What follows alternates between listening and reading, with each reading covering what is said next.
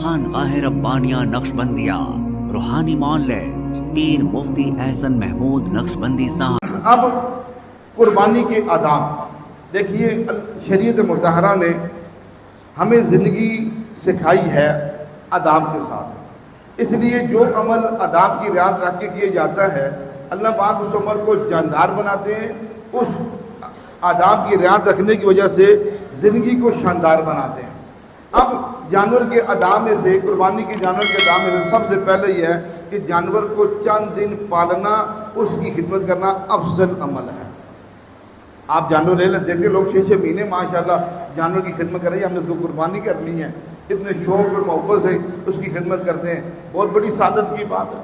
دوسرا ادب یہ ہے کہ جانور کو قربان گاہ تک لے کر جانے کے لیے گھسیٹ کر دھکے مار کر نہیں لے کے جانا، بہت پیار محبت کے ساتھ اس کو قربان گاہ تک لے کے جانا ہے۔ ابن سیرین رحمۃ اللہ علیہ فرماتے ہیں حضرت عمر فاروق رضی اللہ تعالیٰ نے ایک شخص کو دیکھا کہ وہ پاؤں سے جانور کو گھسیٹ کر لے کے جا رہا تھا۔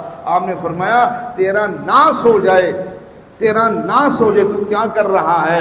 تجھے پتہ نہیں کہ ایسا جانور کے ساتھ نہیں کرنا چاہیے، اس کو موت تک آرام سے پہنچاؤ۔ اس لیے حضرت امامہ رضی اللہ تعالیٰ نے فرماتے ہیں کہ رحمت عالم صلی اللہ علیہ وسلم فرماتے ہیں جو جانور کو ذبح کرنے کے اعتبار سے اس پہ رحم کرتا ہے، اللہ تبارک و تعالیٰ اس شخص پر قیامت کے دن رحم فرماتے ہیں۔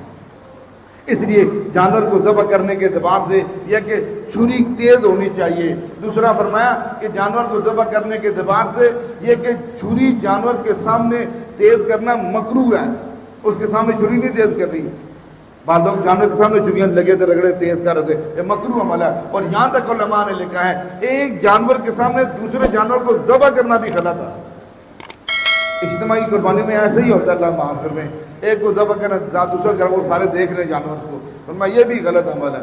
علیحدہ سے جانور کو ذبح کرنا چاہیے کہ جب وہ ذبح ہو وہ کوئی زندہ جانور اس کو ذبح ہوتے ہوئے نہ دیکھے، اس لیے اس کو تکلیف ہوتی ہے۔ اس جانور کو شریعت ہمیں یہاں تک آداب سکھائے، اس لیے یہ تو چند مختصر ادب عرض کیے، ان آداب کا رعایت رکھ کر اس عظیم عبادت کو پائے تکمیل تک ہم نے پہنچانا ہے۔